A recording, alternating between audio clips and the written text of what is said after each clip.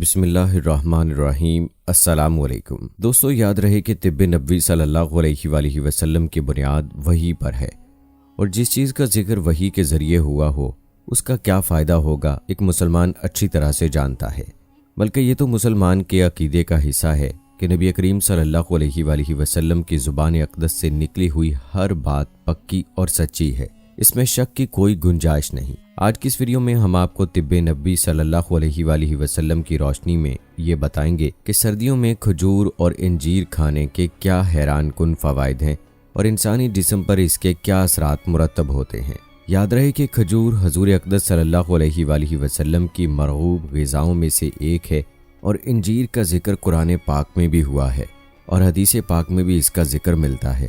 کھجور کی افادیت پر ہمیں بہت سی روایات ملتی ہیں، جس سے کھجور کی اہمیت کا اندازہ لگانا مشکل نہیں ہے۔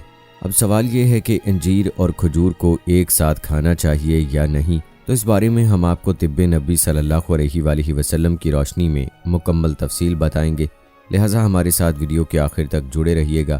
ویڈیو میں آگے بڑھنے سے پہلے آپ سب سے گزارش ہے کہ اگر آپ نے ابھی تک ہمارا چینل سبسکرائب نہیں کیا تو ابھی کر لیں، ساتھ میں بیل آئیکن کو پریس کر دیں تاکہ آنے والی تمام ویڈیوز کا نوٹیفیکیشن آپ کو وقت پر ملتا رہے۔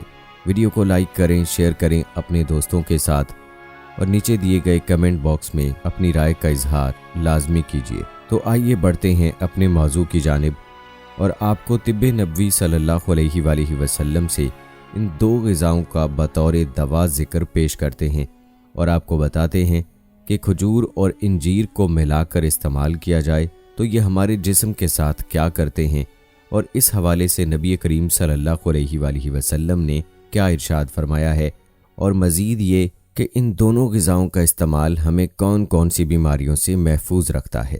یاد رہے کہ بہت سی احادیث مبارکہ میں سحری و افطاری میں کھجور کے استعمال کی ترغیب دی گئی ہے۔ کھجور کو کھانا اور اس کو بھگو کر اس کا پانی پینا، اس کو خشک کر کے چھوارے کی شکل میں کھانا، اس سے مختلف بیماریوں کا علاج کرنا نبی کریم صلی اللہ علیہ وآلہ وسلم کی سنتوں میں شامل ہے۔ اس میں لاتعداد برکتیں اور بے شمار بیماریوں کا علاج پوشیدہ ہے۔ صحیح بخاری میں ایک حدیث مبارکہ ہے کہ نبی کریم صلی اللہ علیہ وآلہ وسلم نے فرمایا کہ جس نے صبح کے وقت مدینے کی 7 خشک کھجوریں یعنی چھوارے کھائے، اس دن اس پر نہ زہر اثر کرے گا اور نہ ہی اس پر جادو اثر کرے گا، اور جس نے شام کو کھائے صبح تک اس پر کوئی زہر یا جادو اثر نہ کرے گا۔ دوستو، انجیر کی افادیت تو یہیں سے واضح ہو جاتی ہے کہ اللہ تعالیٰ نے قرآن پاک کی ایک سورت کا نام اس کے نام پر رکھا ہے، اور پھر اس پھل کی قسم کھائی ہے۔ یاد رہے کہ احادیث مبارکہ اور تاریخی روایات سے پتہ چلتا ہے کہ انجیر عرب کا پھل نہیں ہے، اس لیے اس سے متعلق ہمیں واضح اور کھجور کی طرح زیادہ احادیث نہیں ملتی۔ البتہ حضرت ابو درداء رضی اللہ تعالی عنہ سے ایک روایت ملتی ہے کہ نبی کریم صلی اللہ علیہ وآلہ وسلم کی خدمت اقدس میں کہیں سے انجیر سے بھرا ہوا تھال آیا۔ آپ صلی اللہ علیہ وآلہ وسلم نے ہمیں فرمایا کہ کھاؤ۔ ہم نے اس میں سے کھایا، اور پھر نبی کریم صلی اللہ علیہ وآلہ وسلم نے ارشاد فرمایا کہ اگر کوئی کہے کہ کیا کوئی پھل جنت سے زمین پر آ سکتا ہے، تو میں کہوں گا کہ یہ وہ ہے جو کہ جنت کا میوہ ہے، اس میں سے کھاؤ کہ یہ بواسیر کو ختم کر دیتا ہے اور جوڑوں کے درد میں مفید ہے۔ اس روایت کو امام ذہبی نے تقریباً انہی الفاظ کے ساتھ بیان کیا ہے۔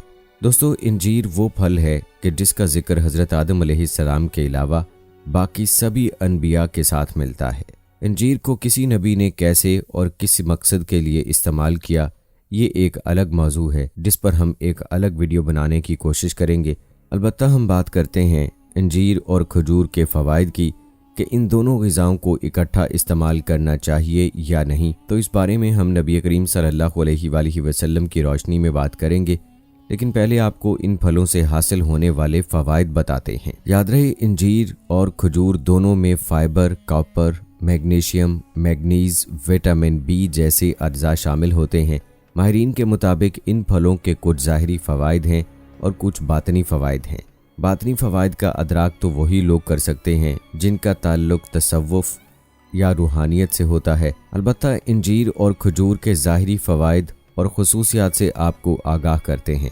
ماہرین طب کے مطابق یہ دونوں پھل لطیف اور زود ہضم ہیں، معدے اور آنتوں کو نرم رکھتے ہیں، सड़े हुए बदबूदार मादे को पसीने के रास्ते बदन से खारिज करने में मदद फराहम करते हैं। हुक्मा के नज़दीक दोनों फलों की तासीर गर्म है और दोनों फल बलगम को पतला करते हैं, बदन को मोटा करते हैं और मसाम खोल देते हैं। इसीलिए कहा जाता है कि ये दोनों फल कमज़ोर लोगों के लिए ख़ास नेमत हैं। जिस्म को फरबा बनाने के साथ साथ चेहरे को भी सुर्ख व सफ़ेद बनाते हैं। ये फल गुर्दे और मसाने की सफाई करते हैं और पथरीले मादों के अखराज में मदद करते हैं। माहिरीन का कहना है कि अंजीर और खजूर पेट में तबखीर नहीं होने देते। कहते हैं कि इनको खाने से ना सिर्फ जिस्मानी बल्कि ज़हनी थकान भी दूर हो जाती है। ये खून से जहरीले मादों को ख़त्म करते हैं और खून के सुर्ख खुलियों में इजाफा करते हैं और जिस्म में पथरी के बनने को भी रोकते हैं। माहिरीन तजवीज़ करते हैं कि अंजीर या खजूर के चंद दाने निहार मुँह कलौंजी या कलौंजी के तेल के साथ खाने से गुर्दे, मसाने या पित्ते की पथरी तहलील होकर निकल जाती है। कहते हैं कि हाई ब्लड प्रेशर के मरीजों के लिए ये दोनों चीज़ें अल्लाह ताला की बड़ी नेमत है। इनके मुसलसल इस्तेमाल से खून का गाढ़ापन ख़त्म हो जाता है और खून नाली में जमता नहीं। और अंजीर खून की नालियों में जमी हुई गलाजतों को निकालने की भी सलाहियत रखती है और बवासीर में इसका इस्तेमाल मुफीद बताया जाता है। इस बात की तस्दीक तिब्बे नबवी सल्लल्लाहु अलैहि वसल्लम की एक रिवायत में भी मिलती है। अंजीर के बारे में कहा जाता है कि ये बुढ़ापे में इंतहाई फ़ायदा मंद है। दोस्तों, ये थे चंद फ़वाइद जो कि अंजीर और खजूर से हासिल किए जा सकते हैं। और चूँकि ये दोनों मिजाज में गर्म हैं, इसलिए सर्दियों में इन दोनों का इस्तेमाल मुफीद साबित हो सकता है। चलिए अब बात करते हैं इन दोनों को एक साथ खाने के हवाले से। तो याद रहे कि डॉक्टर खालिद गज़नवी, जो तिब्बे नबवी सल्लल्लाहु अलैहि वसल्लम के हवाले से माहिर माने जाते हैं, उन्होंने अपनी किताब तिब्बे नबवी सल्लल्लाहु अलैहि वसल्लम और जदीद साइंस में लिखा है कि इब्न कीम रहमतुल्लाह अलैह ने रसूल अकरम सल्लल्लाहु अलैहि वसल्लम से एक रिवायत मंसूब की है कि जिसके मुताबिक अंजीर और खजूर को जमा करने की ममानियत फरमाई गई। इसीलिए इनको यकजा नहीं करना चाहिए। बेहतर यह है कि पहले एक चीज़ इस्तेमाल कर ली जाए और दूसरी चीज़ रात को इस्तेमाल कर ली जाए। इससे ज़्यादा फ़वाइद हासिल हो सकते हैं। बाज़ माहिरीन का कहना है कि दोनों को मिलाकर इस्तेमाल करना चाहिए, लेकिन याद रहे कि हमारे लिए तिब्बे नबवी सल्लल्लाहु अलैहि वसल्लम की ज़्यादा अहमियत है, इसलिए दोनों चीज़ों को इकट्ठा इस्तेमाल करने से गुरेज करना ही बेहतर है। क्योंकि नबी करीम सल्लल्लाहु अलैहि वसल्लम की तरफ मंसूब रिवायत से हमें यह दर्स मिलता है कि इनको इकट्ठा इस्तेमाल ना किया जाए। दोस्तों, आखिर में आपको अंजीर का एक ख़ास फ़ायदा बताते हैं और इस बारे में इब्न कीम रहमतुल्लाह अलैह की एक रिवायत मौजूद है। कहते हैं कि अगर अंजीर को बाकायदगी से निहार मुँह इस्तेमाल किया जाए तो इससे पुरानी कब्ज़ दूर हो जाती है। और इसका तरीका ये है कि रात को पानी में अंजीर को भिगो दिया जाए और निहार मुँह पानी पीने के साथ अंजीर को भी चबाकर खा लिया जाए। और इस चीज़ के इस्तेमाल का यही तरीका बवासीर के लिए भी बताया जाता है। दोस्तों, ये थी हमारी आज की वीडियो। हम उम्मीद करते हैं कि हमारी आज की ये वीडियो आप सबको ज़रूर पसंद आई होगी। वीडियो पसंद आने की सूरत में इसे लाइक और शेयर करना मत भूलिएगा। मुझे अगली वीडियो तक इजाज़त दें। फ़ी अमानिल्लाह।